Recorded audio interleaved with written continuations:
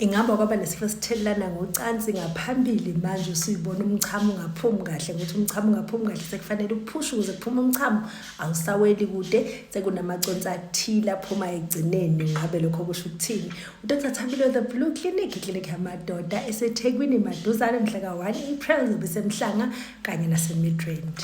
Sike sikhumbuzane ngalo ngiyasele mkhumbula umuntu wesilisa umzimba wakho usikwe phakathi nendawo sase siyawuphendula isitho sangasese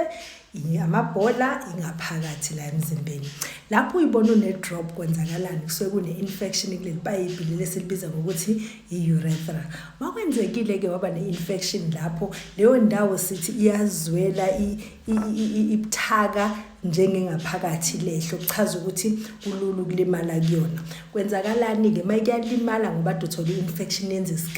isika senzani nali pipe leli lihambisa umchamo uphuma kahle the moment uba nesika sekunendawo encane umchamo usaphuma kahle usumpintshekile usuthi uphuma lapho kufanele uphushe usuthi egcineni ungathi uqedile kunamaconsi athile ngalokho sizama ukuthi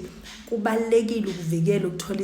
izifo ezithelelana ngocansi ngoba ayisiyona inkinga kuphela manje ukuthi fanele uthole treatment kodwa kunento ezithile esikhathini esizayo ezingenzeka sithini ke nawe suyibona unazo isifo esithelelana ngocansi qikelela ukuthi uyasukuma uthole treatment ungahlali nesifo socansi sesiyipholele ngoba cabanga lesikasi lokusanda singaze sikunike inkinga